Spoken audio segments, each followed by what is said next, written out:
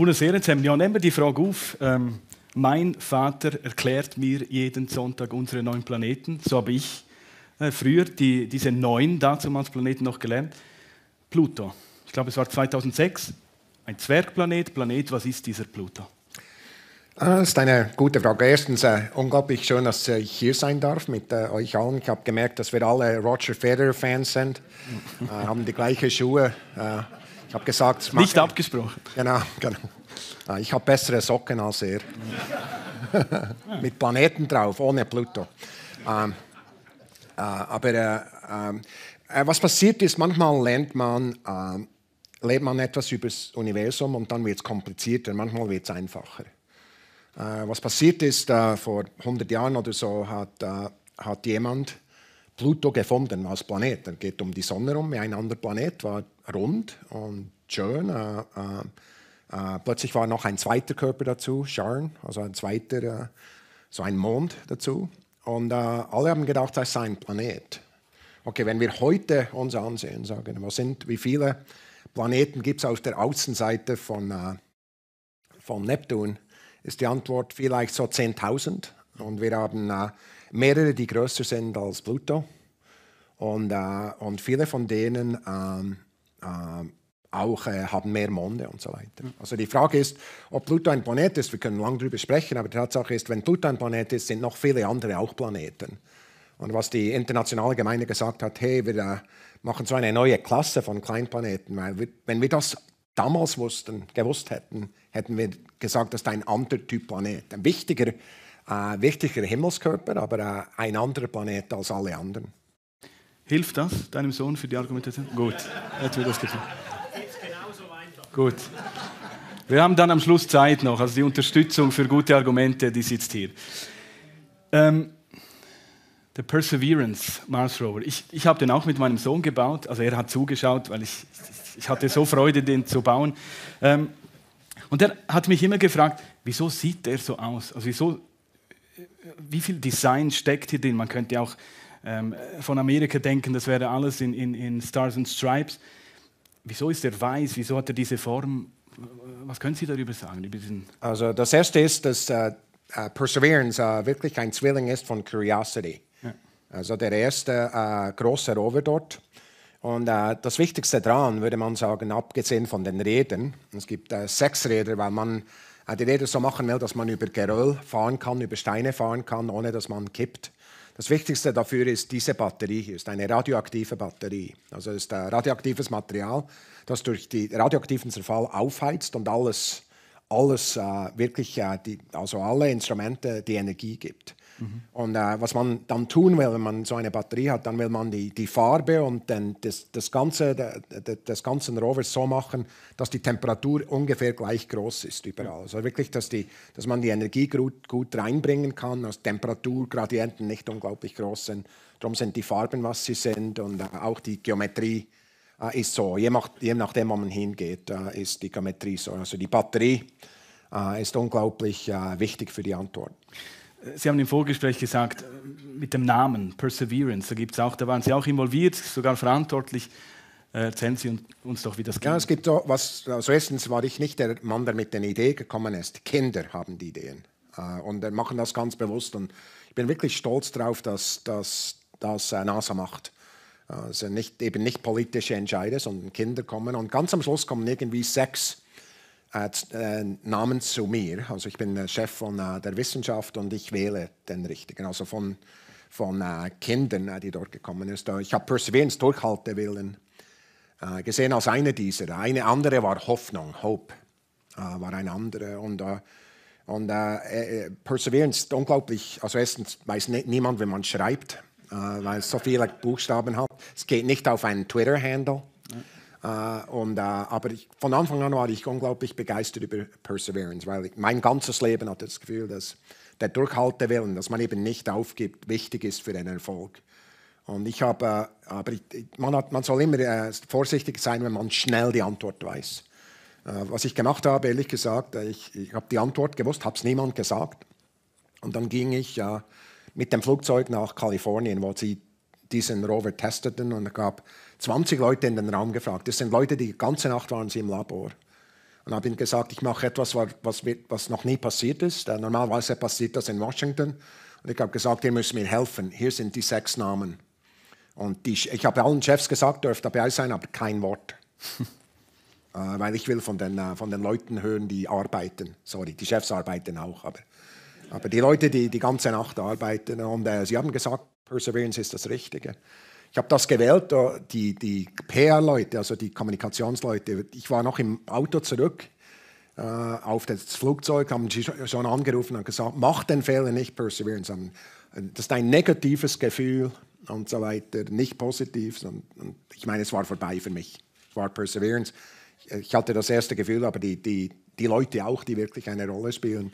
Und was interessant war, innerhalb von einem Monat ist Covid passiert. Ja.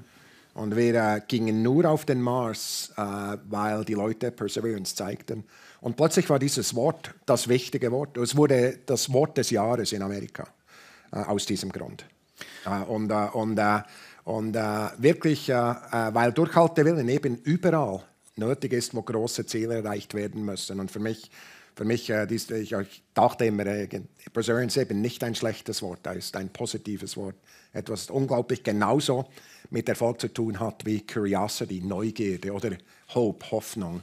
Das ist genau dasselbe. Und ja auch sehr populär. Also, dieses Ding hat einen Twitter, also einen X-Account mit rund 3 Millionen Follower, die NASA 78 Millionen Follower, Musk, SpaceX, die Weltraum, die ist in aller Munde. Wir haben uns bei der Vorbereitung darüber unterhalten, es gibt sogar Shirts, wo NASA draufsteht, ESA nicht.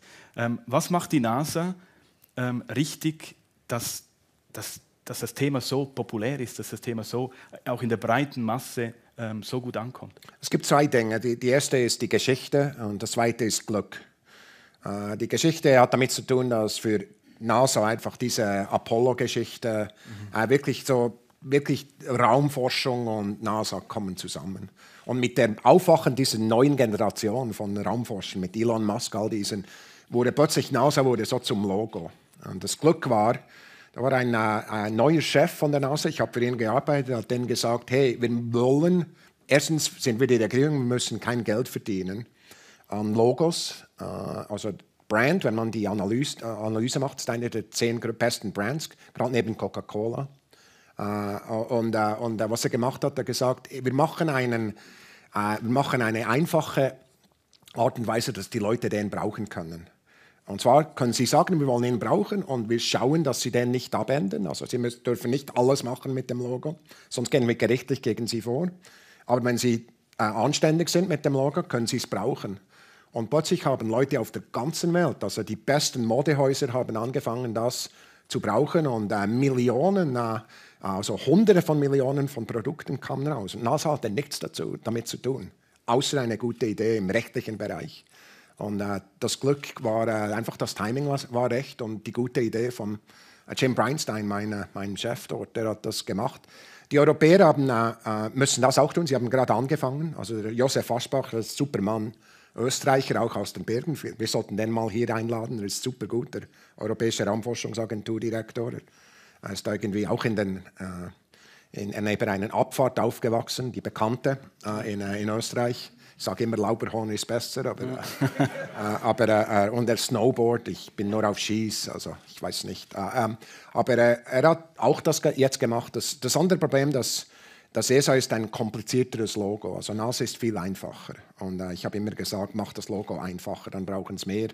Aber er probiert wirklich da hochzudrehen und ich hoffe, er ist erfolgreich. Europa ist unglaublich erfolgreich in der Forschung, hat wirklich gute Erfolge gemacht. Und die Leute sollen mit dem auch rumgehen. Sie haben uns Videos mitgebracht und ich möchte gerne ein erstes Video abspielen, wie dieses Ding wirklich auf dem Mars landet.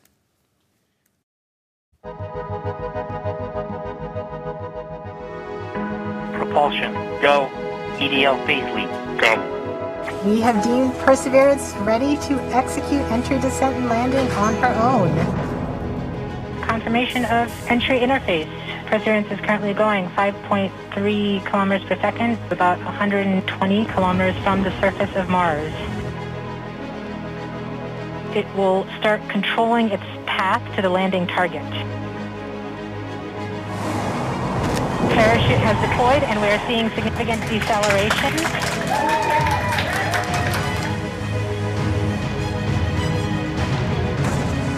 The heat shield has been separated. Perseverance now has radar lock on the ground. The back shell has separated. Skycam maneuver has started, about 20 meters off the surface.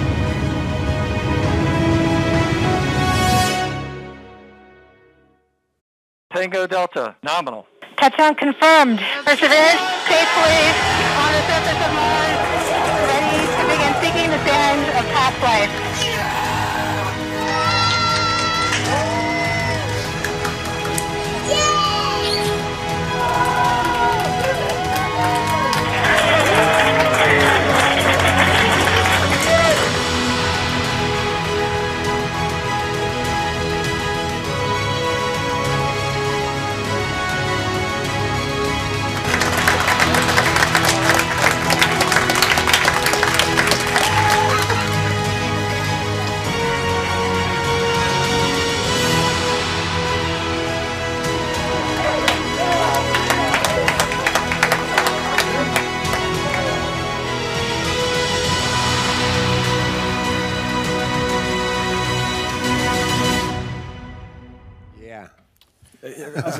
Very American. Was lösen diese Bilder aus in Ihnen? Also es gibt so 2, 3 Dinge, die wichtig sind zu verstehen. Das erste ist, dass die Leute, die zusammen im Raum sind, sich zum ersten Mal sehen in einem Jahr. Die haben nicht trainiert zusammen, die waren alle daheim aufgrund der Gesetzeslage dort mit Covid und so weiter. Es waren alle zusammen. Viele der wichtigsten Leute waren zu Hause. Wir haben gesagt, der ältere Mann dort ist einer der wirklich ganz erfolgreichen, hat er angesagt, eine Gesundheitssituation, er konnte nicht dort sein, aber er hat mitgefiebert und hat angesagt, stelle eine Kamera auf, das ist das Erste. Das Zweite ist, dass wir alle wussten, dass die Wahrscheinlichkeit statistisch, so die Menschheit gegen den Mars ist 50% erfolgreich. Also 50% von allen Landungen gehen nicht. Also es ist wirklich risikohaft, statistisch gesehen. Und alle wussten, was man nicht sieht, aber man sieht so in den Augen von Menschen, wir hatten ein Problem auf dem Weg runter. Da war eine Warnung, kam hoch. Ich sah hinten dran, der Mann den weißen Haaren, der war der Manager, der wusste es. Es war ein Problem. Und dann war wirklich spektakulär und wirklich die Emotionen sind immer noch stark für mich. Also ich bin unglaublich stolz auf dieses Team, die das gemacht haben. Nehmen Sie uns doch mit auf diesen Tag. Wo waren Sie? Wie haben Sie diesen Tag erlebt? Haben Sie gut geschlafen? Ich war in der hintersten Reihe dort, wo ich immer sitze, mit der Rede unter meinem... Mit 2 Reden, oder? Mit 2 Reden, genau. Und ich konnte nicht, also ich hatte ein paar Tage, wo ich wenig gut geschlafen habe. Ich wusste, ich habe am Tag vorher alle Pressekonferenzen geübt, die gute und die schlechte. Also mit der Kamera und allen. Und das ist gut. Also die Stoiker wussten das, die Griechen. Also wenn man wirklich harte Dinge tun muss, ist eben gut, dass man visualisiert, wenn es nicht gut geht. Dass man weiß, die Welt geht trotzdem weiter. Es gibt eine Leichtigkeit. Also das ist so, also es ist nicht intuitiv oft, aber die Tatsache ist, das war bei mir auch so. Dreimal bin ich erwacht und musste ein neues T-Shirt anziehen, weil ich so durchgeschwitzt war. Also es war der Rekord. Ich bin hinten für alle meine Nächte, ich bin hinten gesessen mit den Reden und Gott sei Dank brauchte ich die Rede nicht. Ja. Was ist Ihr Job während der Landung? Kein Job. Der Job ist vorher. Das ist wie, ich habe gerade letztens mit den Athletinnen der Swiss Olympic gesprochen. Der Job ist in der Vorbereitung. Am Tag des Wettbewerbs geht es nur ums Ernten. Der Job ist vorher. Also mein Job ist, dass das Team bereit ist, dass alles durchgecheckt wird, alle Fragen angeht. Also wirklich, dass wir kritisch genug sind, dass wir in dem Fall, als wir alle verteilt waren, auch optimistisch genug sind. Ehrlich gesagt, wir haben es fast nicht hingekriegt. Also die Landung, die ganze Software für die Landung, die wurde erst aufgeladen auf den Rover auf dem Weg von der Erde weg. Normalerweise wollten wir das auf der Erde tun und dann geht er dort drüben. Wir waren nicht fertig. Und als wir landeten, Ehrlich gesagt habe ich alle heimgeschickt, habe gesagt, feiert. Und dann gab es so einen Sturm in Social Media Land, weil alle sagten, du hältst die Bilder zurück. Ja. Und ich war richtig zornig. Also einfach, die Software war nicht fertig. Also wir als Geladene habe gesagt, komm morgen und flick die Software. Wir hatten 2-mal so viele Files, wie wir hätten haben sollen. Und es braucht irgendwie einen Stundenfix. Also ich musste am Abend, wegen diesen Idioten, musste ich 2 Leute von der Familie wegreißen, um die Software zu flicken, dass wir das am Abend, dass nicht ein Riesensturm wird in Social Media Land. Aber so nahe dran wären wir am Nicht-Erfolg. Ja. Also es war wirklich, mein Job ist, die Leute ruhig zu machen und denen auch die Unterstützung zu geben, dass sie das wagen dürfen. Weil am Schluss geht es nicht um ihre Karriere, um ihr Leben, sondern wirklich um den vollen Einsatz, die Wahrscheinlichkeit dieser Landung so hoch zu halten wie möglich. Um diesen Mars Rover zusammenzubauen, alleine das Lego-Ding, es war kompliziert. Ich will mir gar nicht vorstellen, wie das in Realität ist. Aber was ich mir vorstellen kann, es brauchte irgendwo eine Idee, es braucht einen Zweck, warum, es braucht die richtigen Leute am richtigen Ort, es braucht Geld und es braucht mutige Entscheide. Über all diese Dinge möchte ich mit Ihnen reden. Aber wenn ich Ihnen so zuhöre, braucht es ja vor allem auch Herz, es braucht Neugierde und es braucht Ausdauer, Perseverance. Gibt es einen Moment, wenn Sie zurückschauen auf Ihre NASA-Zeit, wo Ihr Herz höher schlägt? Gibt es einen Moment, der Ihnen besonders in Erinnerung ist? Das ganze Team ist erfolgreich, trotz Covid. Und ehrlich gesagt, was ich nie vergessen werde, wir hatten wirklich, als ich zur NASA kam, wir waren nicht sicher, ob wir im 2020 starten konnten. Wir waren, würde sagen, gelb auf Planung, also bezüglich. Und normalerweise wird gelb wird rot. Also man kann nicht gehen. Und wir haben wirklich daran gearbeitet, dass wir gehen konnten. Und als Covid passierte, ich ging zum Chef sofort, habe gesagt, hey, ich will, dass wir probieren, weil die Menschheit braucht das. Also Amerika braucht es, aber im Allgemeinen müssen wir über gute Dinge sprechen. Es wird langweilig sein, wird zu lange sein. Müssen das tun. Und für mich diesen Moment einfach, ich glaube, für mich war der wichtigste Moment. Alles war vorbei. Meine Tochter war in der Highschool und da war ich so eine Diplomrede in einem großen Stadion mit 10 Meter links und rechts von mir und so weiter. Und die Schülerin dort hat einen Vortrag gegeben und gesagt, wie sie persönlich ermutigt hat, zu sehen, dass das passieren kann. Das ist genau das, was wir wollten. Und für mich dieser Moment ist einer, das andere ist natürlich mit dem James Webb, die ersten Bilder des Universums in Infrarot zu sehen oder auch andere solche Momente. Gehen wir vom Mars zurück nach Bern. Nicolas hat es einleitend gesagt, Sie sind aufgewachsen in Heiligenschwendi, ein Dorf im Berner Oberland, einige 100 Einwohner, einfache Verhältnisse. Ich fand es noch lustig mit einem Wappen, welches eine Sonne drin hat. Ja, genau.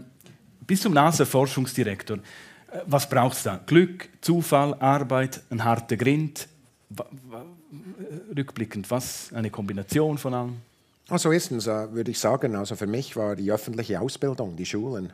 Also ich hatte eine Primarschule, jemand hat sich wirklich Mühe gegeben, dann Sekundarschule, Gymnasium und an der Uni auch und alles. Also meine Eltern waren arm, ich wurde unterstützt von der Sekundarschule bis als ich angefangen habe zu verdienen. Wurde ich unterstützt, jedes Buch wurde mir gekauft und so weiter. Ich werde nie vergessen. Also meine Persönlichkeit, ich habe immer gedacht, ich schulde das den Schweizern, dass ich alles tue, um das wirklich gut zu machen. Ging auch viel länger ins Militär, als ich musste, weil ich das Gefühl hatte, ich schulde das. Also Leute haben mir geholfen. Und dann die persönlichen Dinge kommen auch dazu, dass man sich Mühe gibt, dass man sich etwas wagt. Es ist lustig, wie viele Lösungen es nicht gibt, weil niemand probiert. Also ich würde mal sagen, die 80% aller Fehler sind, dass niemand probiert. Nicht 20%, sondern 80%. Leute haben gute Ideen, sie probieren es nicht, weil sie den Mut nicht haben, falsch zu sein. Und ich war in einer Umgebung, auch später, wo ich den Mut kriegte von anderen. Also man muss nicht selber erfolgreich sein. Ich bin nicht selber erfolgreich. Alte haben mir geholfen und hat mir den Mut gegeben, zu probieren, gewisse Dinge. Mutig war ja auch der Entscheid. Sie hatten 2 Jobofferten nach Ihrer Tätigkeit an der Universität. Innovationschef bei Amazon, Jeff Bezos und auf der anderen Seite die NASA. Jetzt am Geld kann es ja nicht liegen, wie wir alle wissen. Als NASA-Forschungsdirektor 250.000, Ja, stimmt die Zahl? großartiges. Ich kann mir vorstellen, bei Amazon ein Vielfaches mehr. Was hat den Ausschlag gegeben? Ja, ich habe noch nie für eine Stelle den Lohn angesehen. Noch nie. Also ich nehm die Stelle nicht wegen dem Lohn. Und zwar nehme ich die Stelle wegen zwei Dinge. Das erste ist, was lerne ich dort? Das zweite ist, welche Möglichkeiten habe ich nach dieser Stelle? Ich will mehr Möglichkeiten als vorher. Und ehrlich gesagt, es gibt viele, ich bin sicher, es gibt auch Zeiten in meinem Leben, wo der Lohn wirklich plötzlich wichtig wurde, aber das hatte mehr zu tun mit der negativen Motivation. Ich gemerkt habe, alle haben mehr Lohn um mich als ich. Und dann habe ich gesagt, so, jetzt, ich fange an mit dem Koffer zu rasseln. Und dann denken alle, ich gehe weg und dann geht der Lohn rauf und das hat funktioniert. Hat funktioniert, ja. Ja, genau. Muss ich mir merken. aber in der Regel, für mich geht es wirklich darum, also die wichtigen Jobs, die wirklich eine Rolle spielen in Firmen, auch in öffentlichen Organisationen wie diese hier. Ich glaube, es wirklich geht darum, was kann ich ausrichten, also was kann ich tun, dass das Leben besser macht anderer. Also eine Motivation, die von außen kommt, nicht bezüglich Geldes oder also intrinsische Motivation, die aber mehr zu tun hat mit anderen als mit sich selber. Es sind wirklich gute Motivation, die auch hilft, wenn es dann schwierig wird. Sie wurden ja durch noch eine öffentlichere Person. Wir haben Ihre Kinder regiert. Waren die happy, dass Ihr Vater jetzt da plötzlich in aller Munde ist und mit den Höchsten in Washington plötzlich an einem Tisch sitzt? Ja, es war lustig. Also ich habe mit der Familie gesprochen und sie haben gesagt, du darfst in der Schweiz ans Fernsehen, aber nicht in Amerika, über dich selber. Weil sie gingen in Amerika in die Schule. Natürlich wussten sie nicht, dass früher oder später sie dann in der Schweiz sind. Und dann, anyway. Und ich habe wirklich, also ich habe nichts über mich Persönliches in Amerika gemacht, nur in der Schweiz, weil ich die Hoffnung hatte, dass ich andere vielleicht ermutigen kann, etwas auch zu wagen, etwas auch zu tun. Darum habe ich den Doc gemacht mit Franzen. Ja. Er hat mich angefragt, ich sagte nein zuerst. Und dann habe ich gedacht, eben der Mann, der Stipendien kriegte von der Regierung, ja, vielleicht macht das, hat nie gedacht, dass das so ist. Und die Kinder, die hatten ein Mitspracherecht, die Frau auch. Was wir tun und was wir nicht tun. Und es gibt ab und zu, Zurbuchen ist nicht sehr oft, kommt man zu Zurbuchens in Amerika. Also, haben plötzlich alle gemerkt in der Schule, okay, ist das dein Vater? So, die haben irgendwie ein neues Bild oder den Scholastic News, oder wie das heißt, alle ihre Zeitungen, bin ich drin und dann ist es ihnen peinlich. Und was hast du wieder gemacht, Vater? Genau. Eine spannende Dokumentarfilm SRF, auf Play SRF, nachzuschauen. 3 Kriterien, die es braucht, solch einen Job auszuführen, wenn Sie auf 3 Kriterien zurückführen müssten. Was haben Sie mitgebracht, was andere nicht hatten in diesem Moment? Also was wichtig war, ich glaube, jedem Moment ist ein wenig anders. Es gibt gewisse Dinge, die wichtig sind, immer. Und über die spreche ich jetzt nicht. Also man kann nicht unethisch sein zum Beispiel und mit großen Regierungsgeldern umgeht. Also für mich gibt es keine Warnung. Wenn ich jemanden erwische, einmal sind sie draußen. Also keine Grauzone. Für mich auch nicht. Also über die spreche ich gar nicht. Aber ich glaube, die anderen, was wichtig war in dem Fall, ist, dass ich wirklich gelernt habe über die Zeit von guten und schlechten Führern, wie man Teams baut. Also ich habe gemerkt zum Beispiel, dass Teams, die breit aufgestellt sind, eben nicht alle so sind wie ich, dass Teams, die breit aufgestellt sind, besser funktionieren. Die können mehr als die anderen. Und ich habe das gelernt, also die Teamfähigkeit und wirklich Teams zu motivieren. Das war das Erste. Das Zweite ist, dass also so ein Wort, das ich nicht verstehe, ist das Wort Nein. Und quasi ein wenig Sturheit, das war wahrscheinlich Bernerisch vielleicht, ich weiß nicht. Aber Bernerisch und Bündnerisch. Schweizerisch oder was auch immer. Also diese Sturheit hat geholfen. Ich meine, es gibt viele Dinge, die nicht passiert wären. Alle haben Gründe gesagt, warum wir nicht in 2020 fliegen könnten. Und wir haben es gesehen. Das war das Zweite. Also wirklich auch es okay ist. Also wenn ich bin okay, nicht immer, aber es ist okay, wenn die meisten im Raum nicht mit mir einverstanden sind. Denke ich immer, also wenn sie gute Gründe haben, will ich es hören. Aber nicht einfach, weil es ungemütlich ist. Ich glaube, das Dritte war, was mir geholfen hat, war ich war ein Wissenschaftler, das waren alle vor mir, aber was ich dazu noch lernte, ist, ich habe so in Unternehmertum gearbeitet. Und das hat mir nicht nur in der Führung von Teams geholfen, aber auch beim Verständnis der ganzen Industrie. Also als die Firmenführer zu mir kamen, like, du bist der erste Mann, der versteht, was wir sagen. Like, ja, ich war in einem Venture Fund, also ich habe in Firmen investiert vorher. Und das war wirklich wichtig zu dieser Zeit. Also ehrlich gesagt war das einer der Hauptgründe, warum ich angestellt wurde. Die Wissenschaft auch, aber es gibt noch andere gute Wissenschaftler. Aber ich konnte die anderen beiden, die Teamfähigkeit und dieses Unternehmertum. NASA, wir hatten kürzlich Kinder bei uns im Zukunftstag und wir haben die gefragt, wer ist die NASA und was macht die NASA? Hier die Antworten. C'è la NASA. La NASA è una gruppa che fa esperimenti et ancora novas casos e universo. Una gruppa che fa esperimenti all'universo. Questa è una firma che fa racchette e ha schon guardare la in prima Gesellschaft sind Chilina, also Neil Armstrong. Also NASA è una gruppa che fa esperimenti e fa con la racchetta in il cielo. C'è astronauti che fanno esperimenti. C'è als National Aeronautics and Space Exploration. Ja. Super. Raketen, Experimente und vor allem, und das fand ich noch schön, die Admiration, also die Bewunderung. Die NASA ist auch knapp 8 Milliarden US-Dollar Budget, rund 10.000 Forschende, verschiedene Missionen, Satelliten. Wie verschafft man sich die ersten 100 Tage einen Überblick über all das, was dort läuft? Also ich habe nur ein Drittel der NASA geführt. Die NASA ist 25 Milliarden und mehr als so 30.000 Leute. Also ich habe nur ein Drittel geführt. Wie macht man die ersten 100 Tage? Was ich gemacht habe, ich ging rein und ich kam von außen. Also ich war nicht ein Insider. Und ich kam von außen 1 Monat oder 2 vor den Wahlen.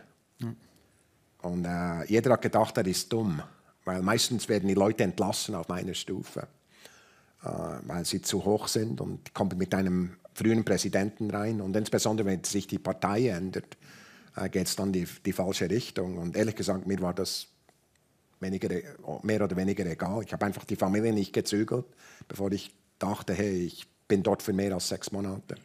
Was ich gemacht habe, es war so eine Intuition, aber ich habe allen gesagt, hey, ich verstehe die NASA nicht. Für 100 Tage mache ich keine strategischen Bewegungen. Ich will einfach sehen, was funktioniert und was nicht funktioniert. Habe ich allen gesagt. Und das war eine gute Idee, weil alle haben gesagt, ich muss dem zeigen, dass ich funktioniere. Also, und es war auch gut zu lernen. Also ich habe unglaublich Mühe. Ich habe für Menschen gearbeitet, die reinkommen in Führungspositionen und nichts wissen und dann tönen, wie sie etwas wissen. Und quasi die Glaubwürdigkeit ist unglaublich weniger groß, als sie vielleicht hoffen, wenn das passiert. Und ich habe die ersten 100 Tage, ich musste ein paar Dinge flicken.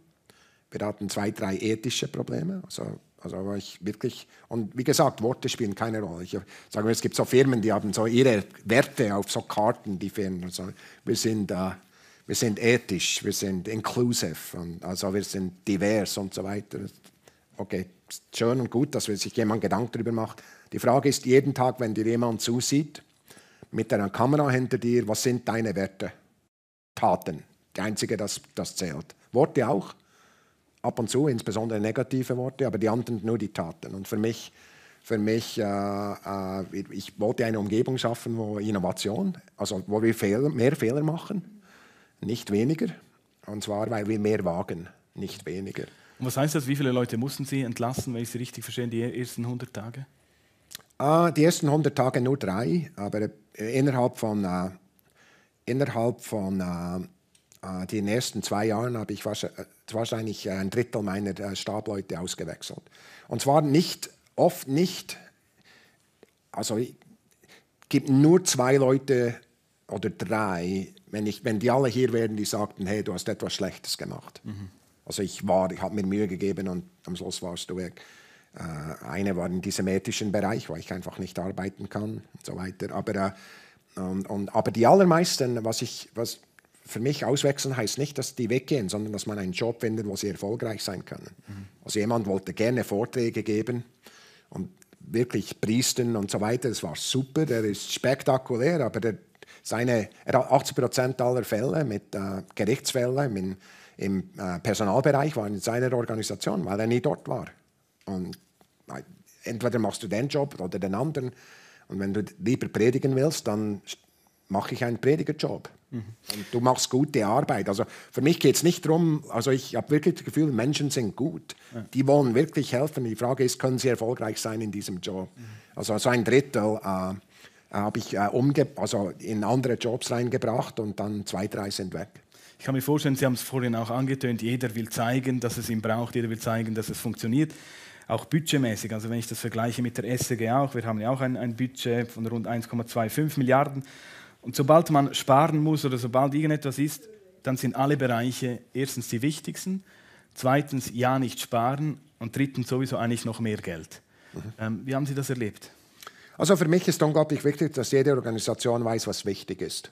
Nicht alles ist gleich wichtig. Also eine Organisation, die keine Prioritäten hat, ist dieselbe Organisation wie die zu viele Prioritäten haben. Zu viele Prioritäten ist das Gleiche wie keine Prioritäten. Und für mich, wenn man das sieht, also wenn ich sage, hey, was ist das Wichtigste hier?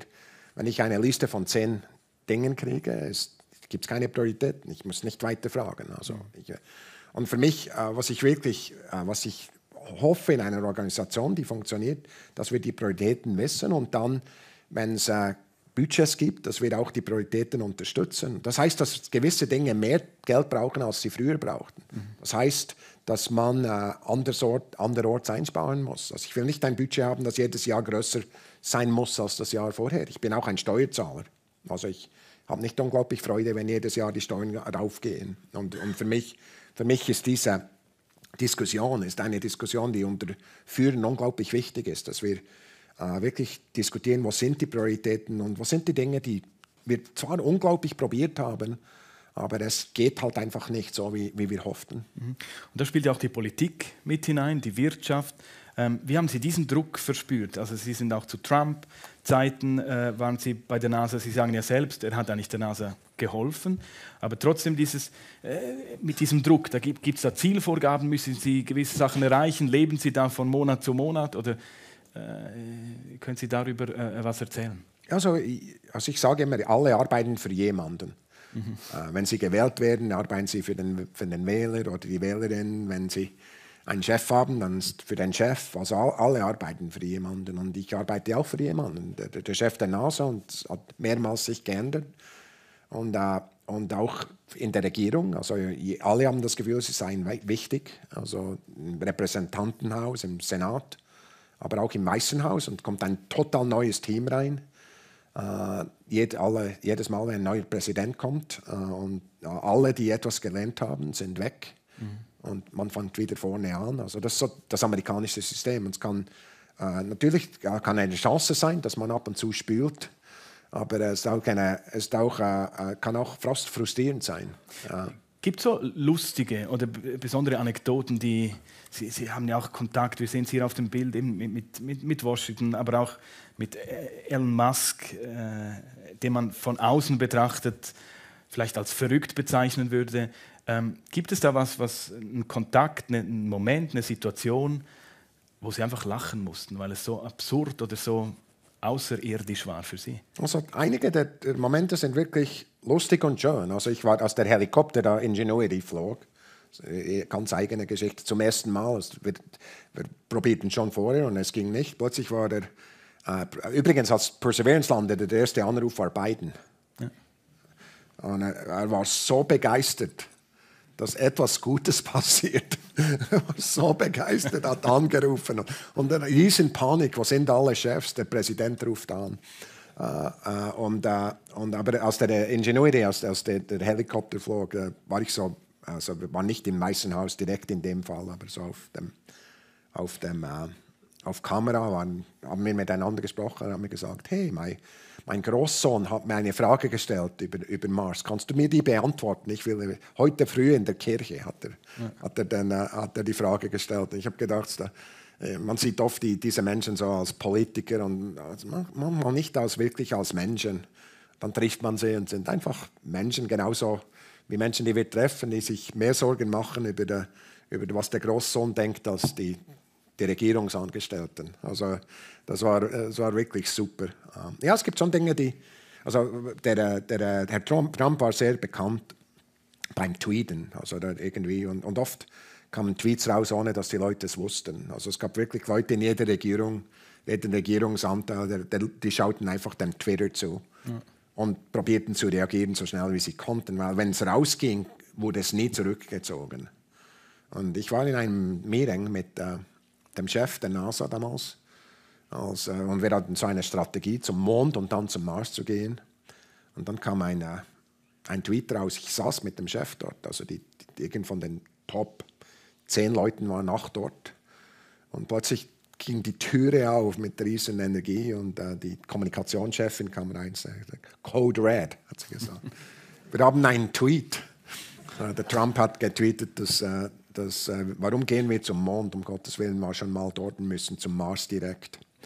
Und alle waren, also es war lustig. Das Recken aber auch lustig. Und dann die Frage ist, wie gehen wir jetzt von dort? Ja. Ich meine, Tatsache ist, wir sind nur auf den Mond zum Mars gegangen, weil das Weiße Haus uns das gesagt hat. Ich weiß nicht, ob Trump, aber jemand von seinen Leuten. Lassen Sie uns ein wenig über Innovation sprechen. Wie schaffen Sie ein Umfeld, wie konnten Sie ein Umfeld schaffen, wo Innovation möglich ist? Es gibt so 2, 3 Dinge, die wirklich wichtig sind in jedem Innovationsbereich. Das erste ist eine klare Antwort, warum. Bei Firmen zum Beispiel hat es häufig zu tun mit Führung. Also wenn man nicht innovativ ist, kommen die Konkurrenten, man hat keinen Vorteil gegen die Konkurrenz.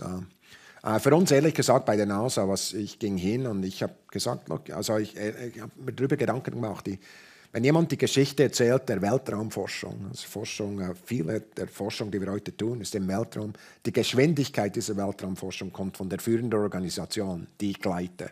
Ich habe gesagt, ich will nicht, dass die Geschichte zeigt, dass wir langsam waren. Gesagt, wir müssen schneller werden. Und darüber gesprochen, dass Führer sich eben nicht vergleichen mit anderen, um sich zu trösten.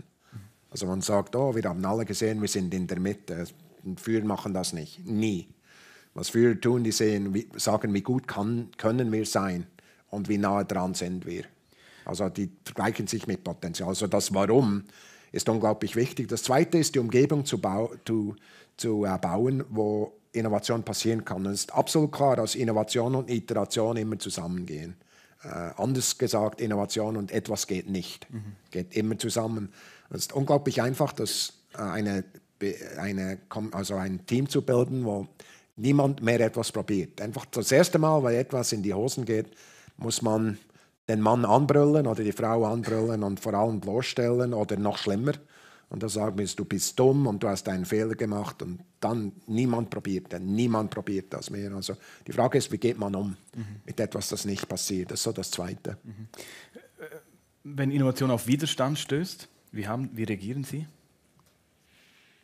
Oft ist Innovation auf Widerstand. Also ich habe wirklich das Gefühl, es ist ein Teil der Führung, dass man Innovation beschützt. Also mit dem eigenen Körper. Also wirklich, dass man sagt, hey, ohne Innovation werden wir nicht erfolgreich sein in der Zukunft. Also ich war überzeugt davon. Und ich habe auch Kritik, also für mich persönlich, also oft beantwortet, weil ich das Gefühl habe, der Impuls kommt von mir.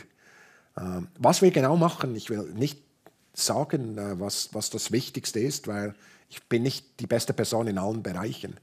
Also für mich, ich will die besten Ideen sehen und die kommen vom Team, von anderen. Manchmal habe ich auch eine Idee, aber so das Demütigende in meinem Leben war herauszufinden und von den besten Ideen, die erfolgreichsten Ideen, an denen ich gearbeitet habe, waren nur 20% meine. Die anderen 80%, jemand anderer hatte die richtige Idee. Und wir wollten daran arbeiten und sie in Realität umsetzen.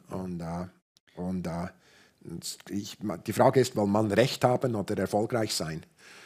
Und für mich, das gehört auch dazu. Was ist schwieriger, Wissenschaftler zu führen, Kinder zu erziehen oder mit Politikerinnen und Politikern umzugehen? Das ist fast alles das Problem.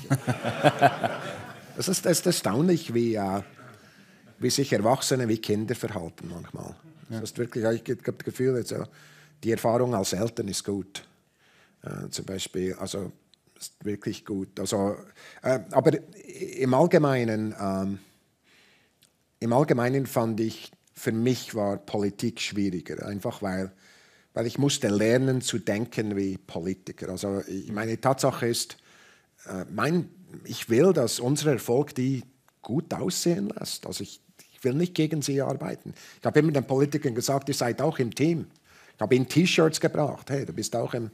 Und nicht wegen den T-Shirts. Ich weiß, da dürfen nicht mehr als $20 pro Jahr von mir kriegen. Also ich weiß, nie über die Grenze.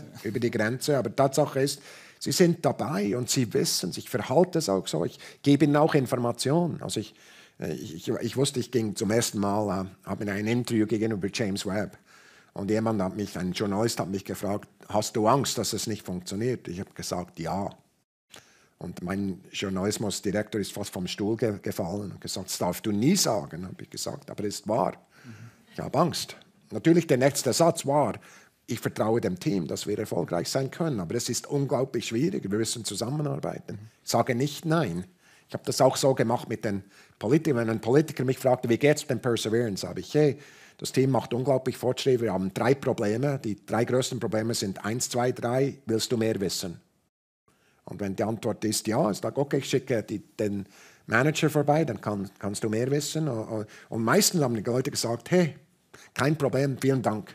Also ich habe nie gesagt, es ist alles in Ordnung.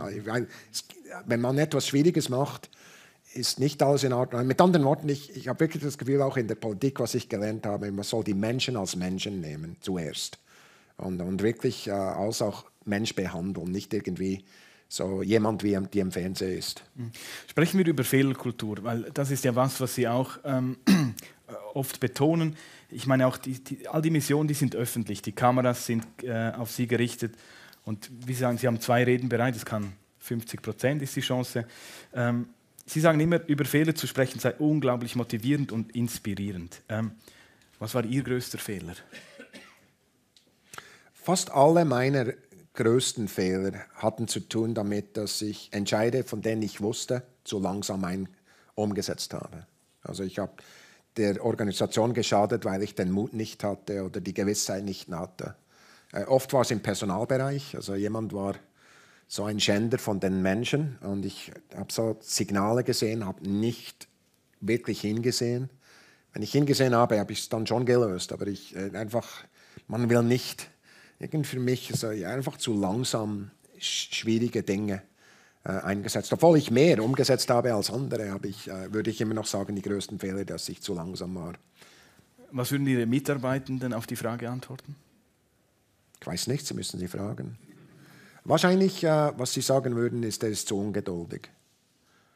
Oder zu ambitiös. Fordernd. Fordernd, einfach weil, und ehrlich gesagt, ist total egal, wenn wir nicht 100% jedes Ziels erreichen. Aber ich will viel lieber 80% eines großen Ziels erreichen als 100% eines kleinen. Und für mich will ich auch, das ehrlich gesagt, dass auch das nicht von mir aus kommt. Also ich will, dass die Entscheide runter auch so gemacht werden. Am Anfang musste ich fast die Entscheide, für jede Mission habe ich den Vorschlag gehört von der zuständigen Behörde und fast 80% habe ich umgedreht. Am Anfang, weil ich das Gefühl hatte, sie haben alles auf minimales Risiko gemacht, nicht auf maximale. Also ich will auch kein großes Risiko. Ich bin nicht der über eine Bergflur ausrennt mit einem Fallschirm. Also es macht keinen Sinn für mich, wandere lieber runter oder mit der Bahn oder Regien noch besser. Aber ich meine, Tatsache ist, ich bin nicht so ein Adrenalinmensch. Es gibt Leute, die so sind, kein Problem, aber ich nicht.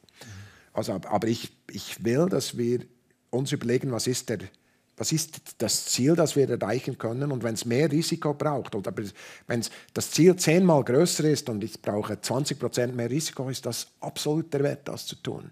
Nicht das minimale Risiko. Am Anfang war das so und später, nach 1-2 Jahren, plötzlich, ganz am Schluss, habe ich nie mal etwas geändert.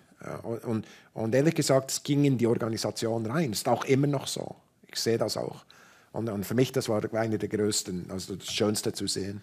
Sprechen wir auch von einem weiteren Riesenprojekt, James Webb-Teleskop, an der Grenze des Möglichen, das größte Projekt, neueste Technologie, ein Teleskop, das gemacht wurde, um zurückzuschauen, 13,8 Milliarden Jahre, ist unvorstellbar, super Projekt. Nach ein paar Wochen haben Sie gemerkt, irgendwas läuft schief. Nehmen Sie uns mit auf diese Reise. Ja, so jede Woche hatte ich ein Meeting mit dem Chef von James Webb, der für mich gearbeitet hat, ein netter Mann, Wissenschaftler. Und er hat mir eine schöne Update gegeben und alles war grün und so weiter. Ich habe gemerkt, es ist unglaublich wichtig. Also so ein Trick, den ich gelernt habe, ist herauszufinden, was sind die Dinge, wovon Sie nicht sprechen. Also nicht nur, wo sprechen Sie darüber, sondern was sind die Dinge, wovon Sie nicht sprechen. Das ist so ein Trick. Der andere Trick ist zu sehen, was Sie schreiben und zuzuhören, was Sie sagen. Wenn es irgendwelche Unstimmigkeit gibt zwischen diesen beiden, weiß man, dass etwas versteckt wird. Also das funktioniert übrigens auch in der Politik. Einfach gut zuhören, wirklich bis zum letzten Wort und dann sehen, was geschrieben wird. Und solche Dinge habe ich gemacht, habe ich gemerkt, das gibt ein Problem. Die sprechen nicht darüber. Und ich habe es gemerkt, dass in James Webb gibt es ein Teleskop mit Instrumenten und so ein Satellit mit einem großen, also ein Hitzeschild, der so groß ist wie ein Tennisplatz und der ausgefaltet werden muss. Und alle haben über das Teleskop gesprochen, aber niemand über den Hitzeschild. Und der hat uns 3 Jahre verspätet. Und über eine Art und Weise, das fast frustrierend war, weil es sind die dümmsten Fehler, die ganz einfachen Dinge waren die Fehler. Also das heißt nicht, dass weil etwas Kompliziertes nicht geht, also es ist nicht E gleich mc², können wir Schrauben anziehen. Hören wir zu, wenn jemand sagt, du musst zuerst überprüfen, dass die Spannung richtig eingestellt ist, bevor du es an den Satelliten tust. Solche dummen Schrauben übrigens kosten, das Problem mit den Schrauben kostet über 150 Millionen $. Also stupide Fehler. Und man sagt, der Mann, der die Schrauben anzieht, ist ein Idiot. Nein, die Führung ist idiotisch. Also diese Kultur, dass die Leute sich nicht Mühe geben, das kommt von oben runter. Kultur kommt von oben. Und die Frage ist, warum geht das so? Wieso wissen die nicht, dass das wichtig ist? Das war so wirklich, ein Near-Death-Experience. Also ich habe fast die Mission verloren. Fast. Ich habe ein Video mitgenommen. Können Sie uns erklären, was wir hier sehen? Ja, das ist eine der ersten Bilder von James Webb. Ich erinnere mich noch gut, als ich es gesehen habe. Ich war in einem Raum, bevor es öffentlich wurde, und ich war mit 3 Menschen. Wir haben dieses Bild gesehen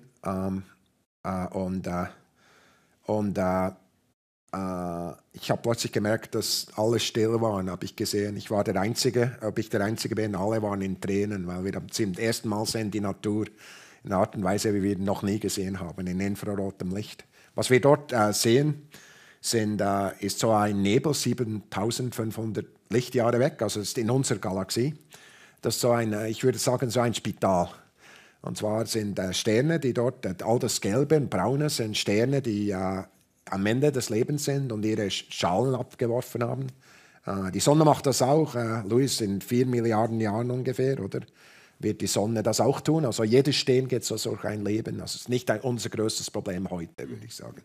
Also das passiert, jeder Stern tut dann, und dann nebendran diese kleinen, also die Lichter sind eben neue Sterne, die geboren werden. Und dieser Nebel war einer der ersten Lichter, die uns das gezeigt haben. Also wirklich so ein Symbol von der Lebenszyklus der Sterne um uns herum. Bleiben wir beim ethischen Aspekt. Was ich mich immer frage ist, wenn man sich anschaut, wie der Mensch mit seinem eigenen Planeten umgeht, wieso ist es erstrebenswert, andere Planeten zu erkunden oder gar auf andere Planeten wirtschaftlich zu erwirtschaften? Also, weil wir Hoffnung haben, ist die Antwort.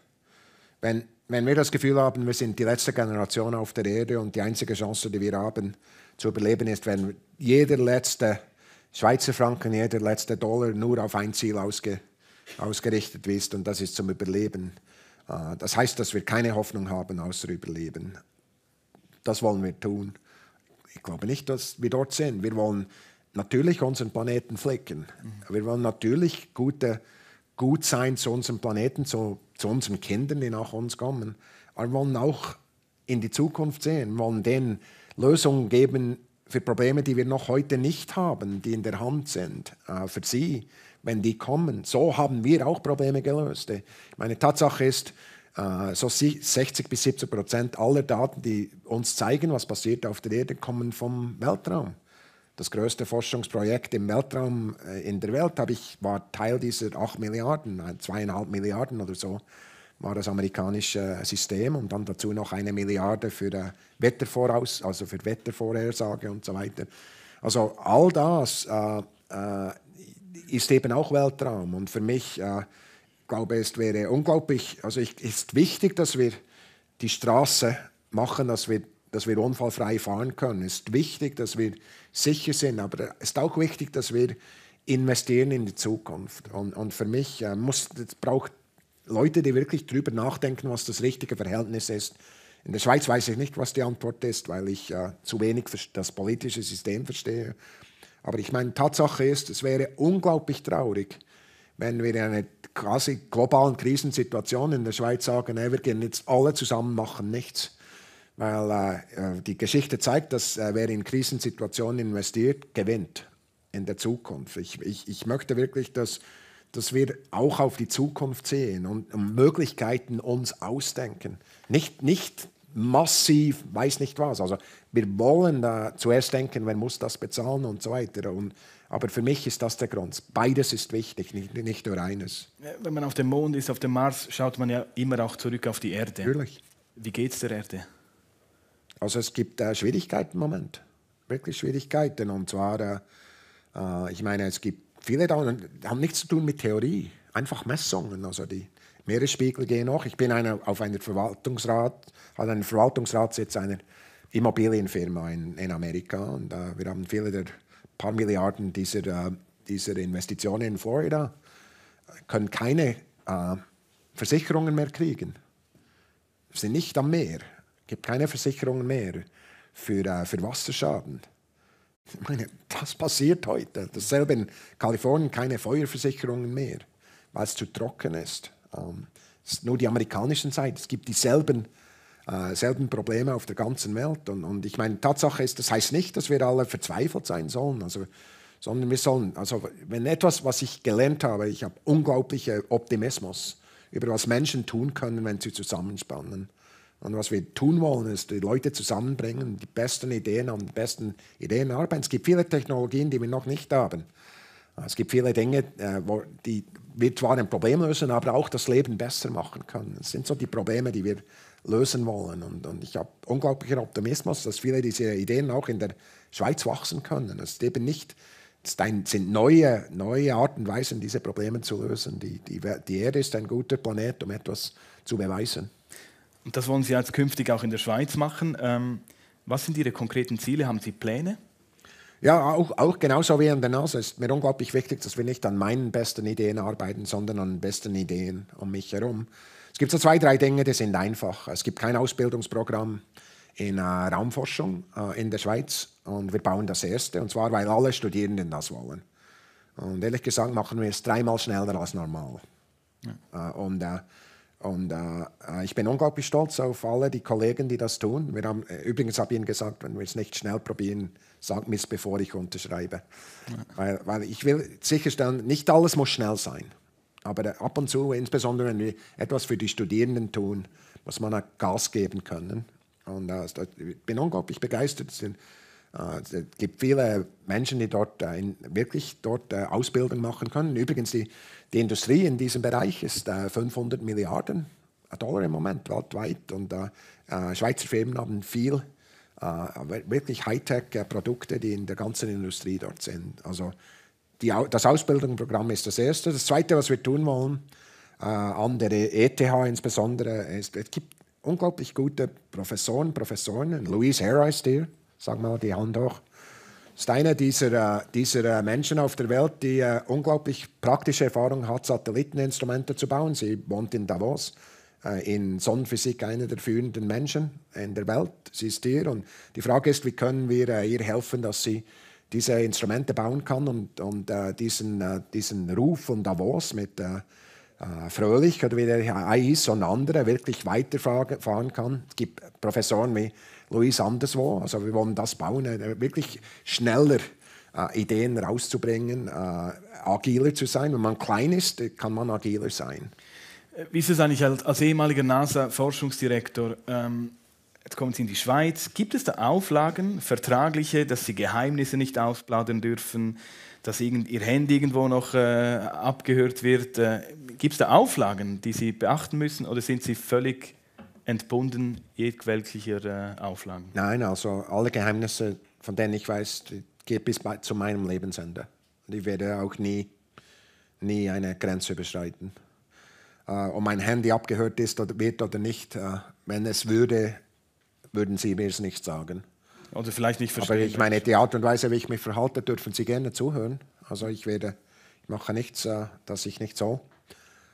Und die Auflagen, die ich habe bezüglich NASA, es gibt so einjährige und zweijährige Auflagen. Ich darf nicht direkt zu den NASA-Angestellten, die ich damals hatte, darf nicht mit ihnen sprechen bis ein Jahr, nachdem ich wegging, also bis Ende dieses Jahres, und dann 2 Jahre für die Programme, die ich geleitet habe.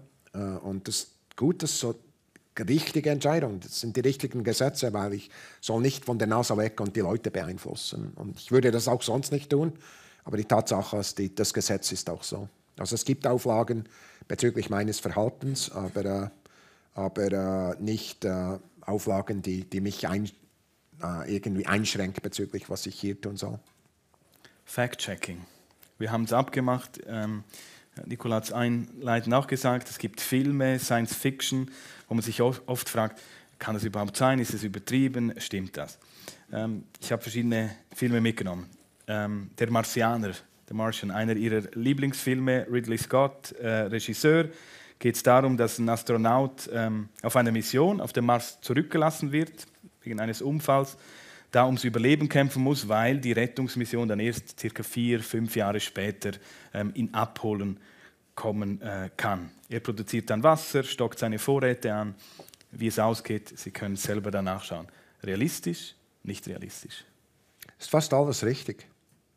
Das ist etwas, was ich das Gefühl habe, was nicht richtig ist. Die Strahlungsumgebung ist nicht gut abgezeichnet, aber alle anderen Dinge. Ich wüsste nichts, das falsch ist. Nächster, Interstellar. Wunderbare Filmmusik, by the way. Christopher Nolan, Regie, spielt in einer dystopischen Zukunft. Die Menschheit muss die Erde verlassen, muss sich ein Zuhause auf einem neuen Planeten suchen. Es geht um Wurmlöcher. Realistisch, die NASA spielt ja eine wichtige Rolle in diesem Film. Realistisch, nicht realistisch? Hat eine Annahme, dass es diese Löcher gibt, obwohl wir noch keine gefunden haben. Ja.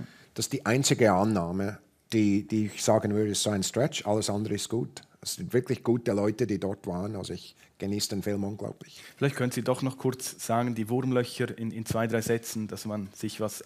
Also die Frage ist, also der Weltraum ist, also wie wir hier sind, so die Distanz zwischen mir und Ihnen können wir messen mit einem Messschnur.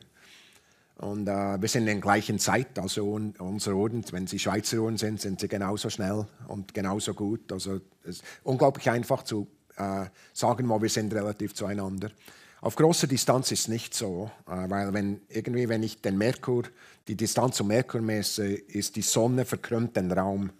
Also es geht um die Kurve, die kürzeste Distanz geht um den Raum. Und die Frage ist, wenn die Sonne viel, viel schwerer wäre oder sogar ein schwarzes Loch ist, gibt es plötzlich eine Art und Weise, wie ein altes Tuch, also ein altes Leintuch, dass man ein Loch machen kann von einer Fläche zur anderen eine Abkürzung finden kann, statt dass man direkt so drumherum geht, dass man von einer anderen Ort zu einer anderen Zeit rauskommen kann durch einen Kanal in Raum und Zeit von A nach B. Es geht nur neben ganz schweren Dingen wie schwarze Löcher. Schwarze Löcher sind überall.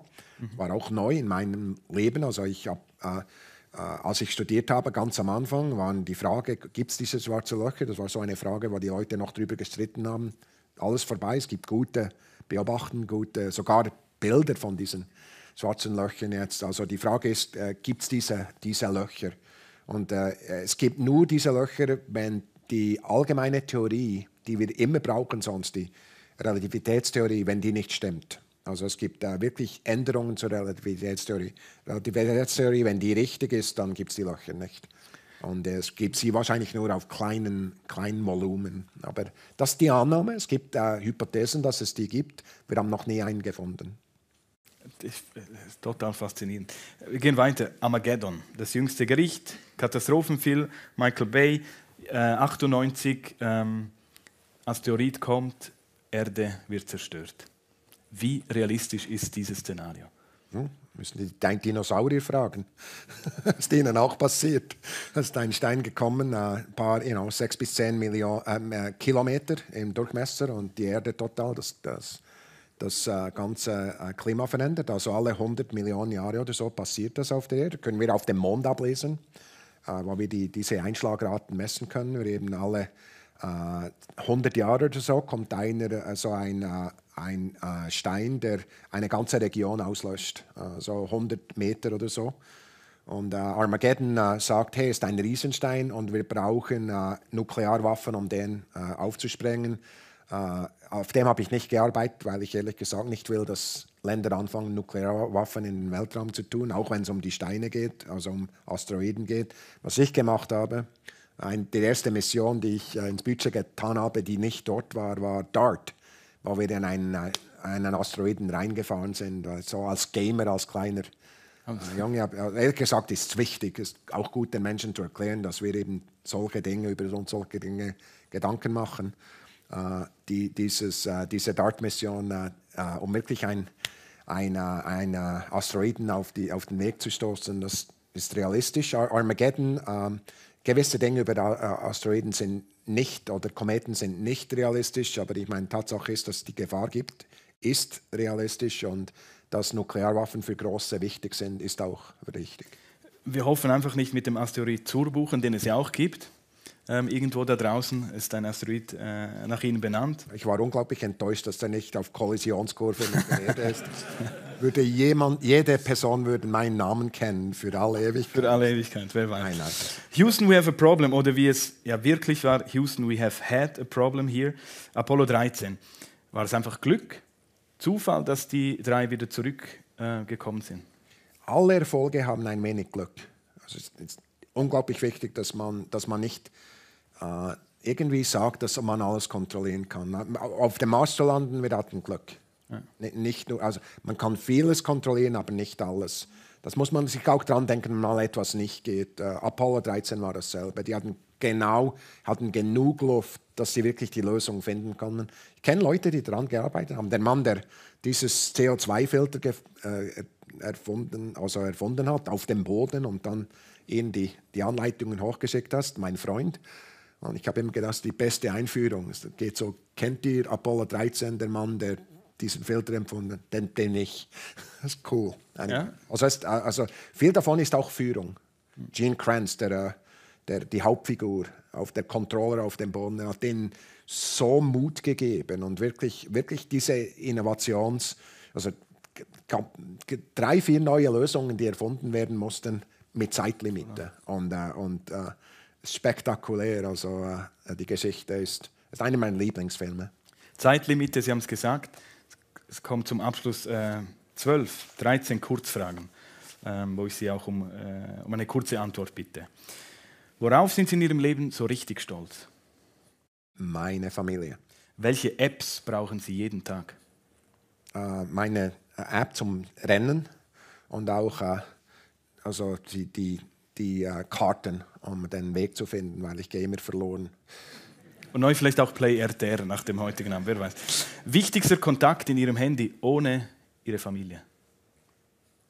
Wahrscheinlich mein Mentor, Len Fisk, der wirklich der mich wirklich viel in meinem Leben verdanke ich ihm. Der ist jetzt 80 Jahre alt. Und übrigens muss ich ihn vor Ende Woche anrufen. Danke für den Hint. Sehr gerne. Was steht noch auf Ihrer Bucketlist? Also ich möchte wieder, also hier an der ETH etwas Gutes tun für die Schweiz, auch etwas lernen selber, aber auch wirklich herausfinden, gibt es etwas, was ich wirklich tun kann, ob es im Klimabereich ist oder sonst wo, das wirklich einen Einfluss hat. Wann mussten Sie das letzte Mal weinen und warum? Weil mein Zahn so schmerzte. Letzte Woche. Sie müssen Ihr Leben einen Tag mit einer anderen Person tauschen. Wen würden Sie auswählen?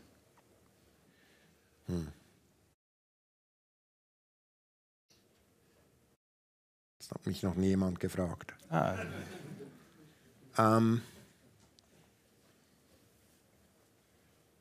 Person, die jetzt lebt. Ja, wenn Sie wollen, dürfen Sie auch gerne eine, die schon verstorben ist. Also wenn ich austauschen kann, eine Person, ich möchte gerne verstehen, wie mein Vater war, als er jünger war. Also austauschen, um besser zu verstehen, wie sind so die Dinge passiert, wo wir einander nicht so verstanden haben. Das wäre cool. Worauf hören Sie am meisten? Kopf, Herz oder Bauch? Wahrscheinlich Bauch. Also ich probiere immer auseinanderzukoppeln, aber Bauch ist ich glaube, der Körper ist ein unglaublich wichtiger Sensor und viele brauchen ihn nicht. Und ich habe das Gefühl, man muss lernen, dem Körper zuzusehen. So sind wir so weit gekommen, wir sehen, der Kopf ist eine sehr späte Addition zum Mensch. Diese Intelligenz, die wir immer sagen, wir brauchen, der Körper ist viel besser. Welchen Augenblick Ihres Lebens würden Sie gerne noch einmal erleben? Wow.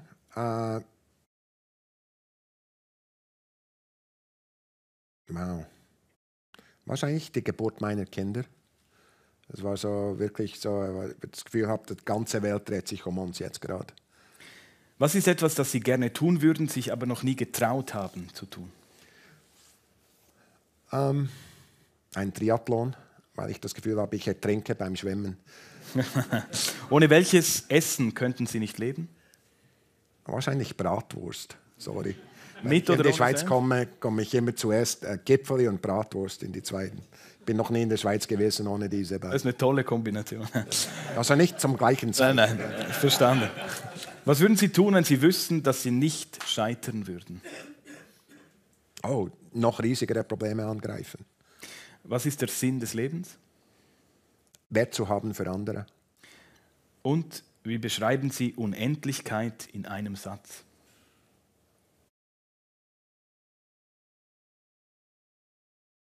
Ist die Dimension des Universums, der Welt um uns herum, die viel, viel größer ist als jede Vorstellung, die wir haben. Und jedes Mal, wenn wir hier sehen, ist sie noch größer, als wir dachten. Das ist Unendlichkeit. Dr. Sie, besten Dank für das Gespräch. Merci vielmals. Merci.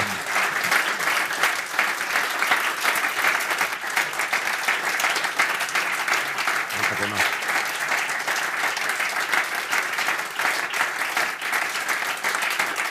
Gut. Ich hatte meinen Spaß, ich durfte all meine Fragen stellen. Sie sind an der Reihe. Nutzen Sie die Chance, wir haben 2 Mikrofone, die rumgehen im Saal. Wem darf ich das Wort geben? Es gibt keine dummen Fragen.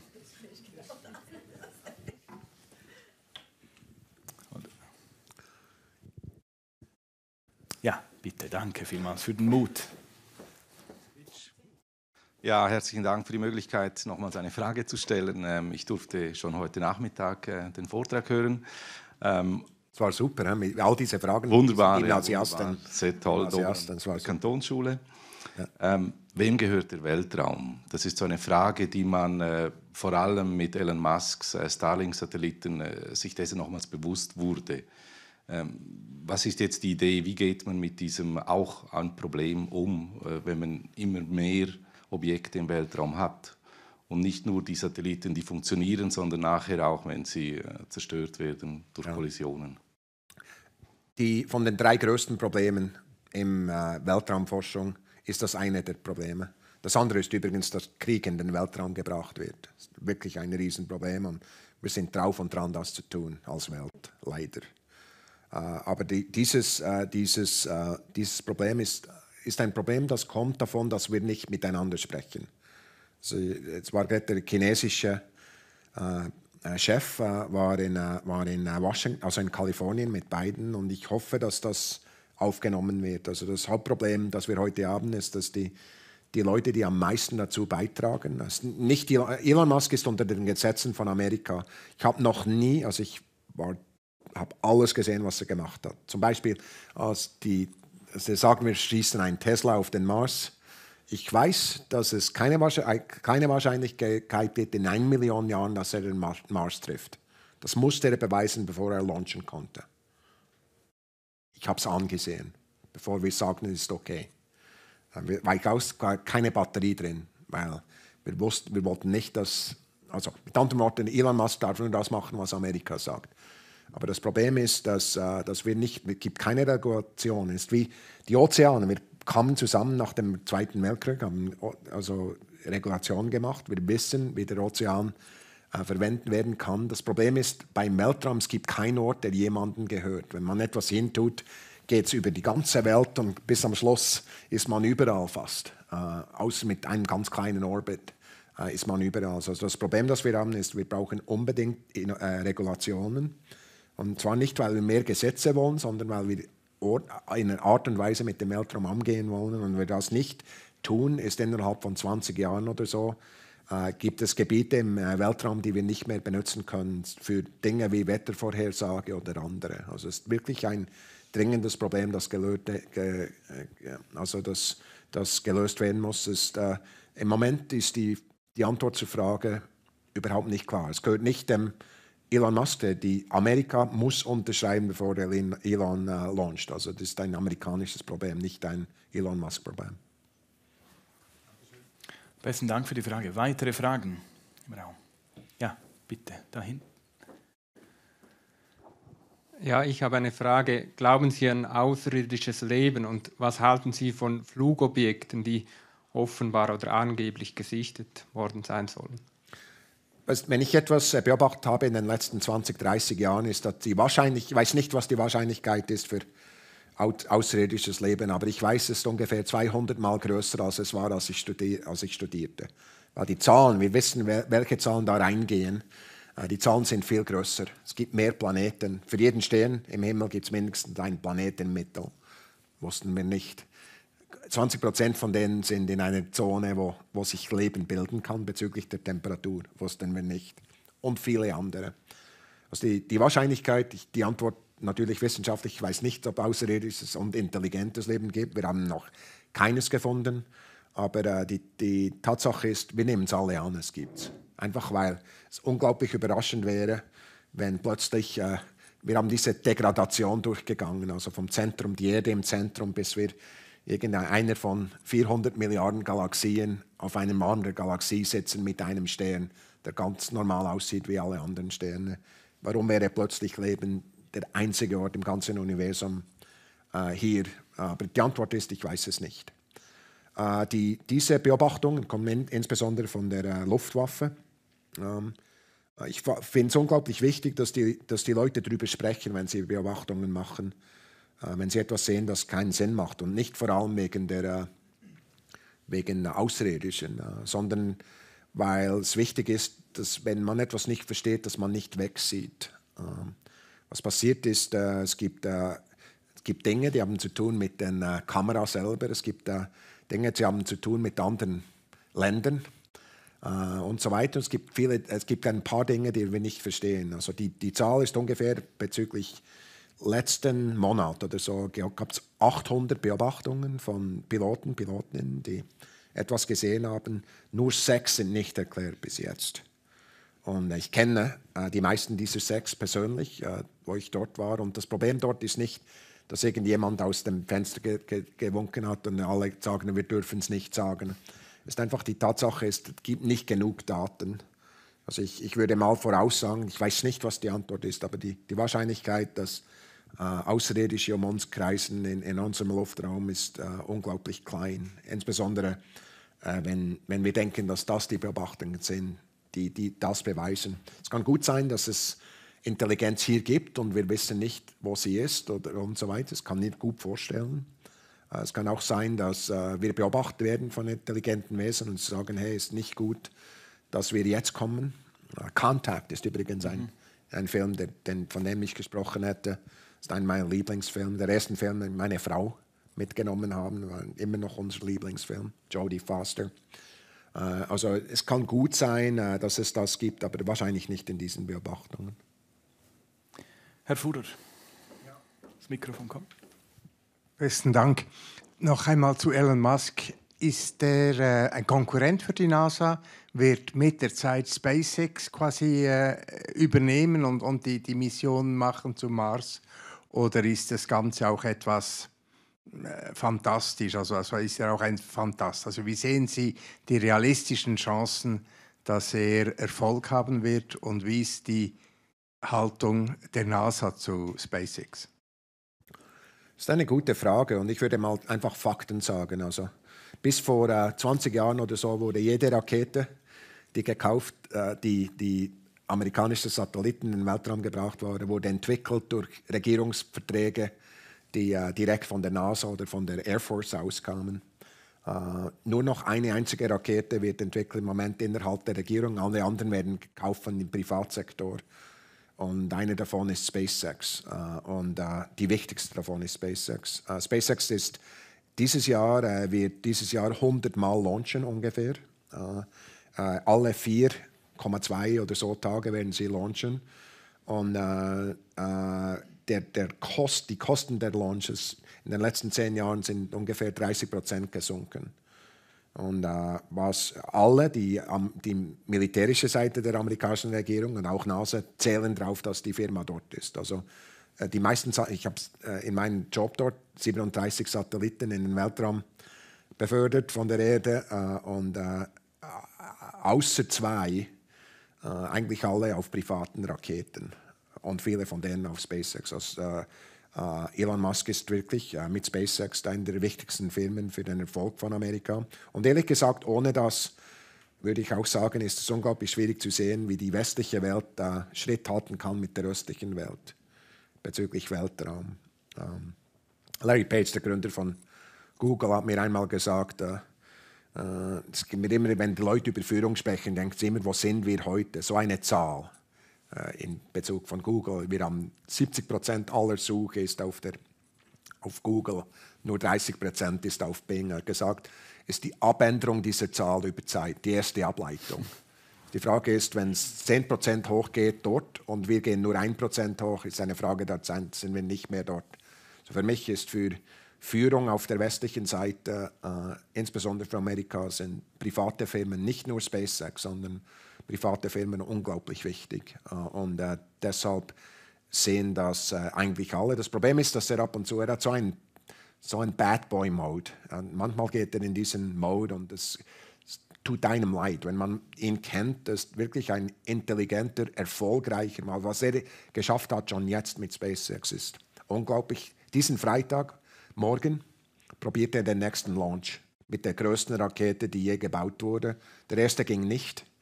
Also sie ging weg von der Erde, aber am Schluss mussten sie explodieren. Morgen probiert er wieder, wenn das Wetter gut ist. Ich werde zusehen, weil ich das Gefühl habe, es ist genauso historisch wie die erste Saturn-Rakete.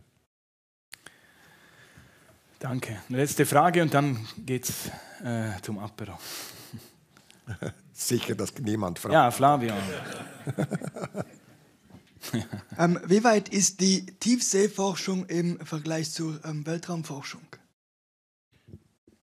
Schwierig zu sagen, einfach weil diese Forschung ist unglaublich schwierig, wie Sie wissen. Also ich hatte vor 2 Monaten Nachtessen mit der Frau des Mannes und des Sohnes, die umgekommen sind in dieser Kapsel dort unten. Und es war unglaublich herzzerbrechend. Also genauso wie Weltraumforschung ist Tiefseeforschung schwierig, gefährlich und es gibt noch vieles zu erforschen. Ich bin sicher, dass wir mehr wissen über die Oberfläche vom Mond oder Mars als ganz auf dem Boden auf der Erde, ganz zutiefst in den Ozeanen. Also. Und es gibt viele Dinge dort, die Fragen zu tun haben mit der Geologie der Erde, aber auch mit gewissen, zum Beispiel, wo gehen die Algen hin, wenn sie sterben und so weiter, sind dort unten werden die begraben. Also es gibt viele Fragen dort. Es ist unglaublich wichtig, dass dort Fortschritte gemacht werden. Aber wenn man es wirklich gegeneinander vergleichen will, wird die Antwort unglaublich lang.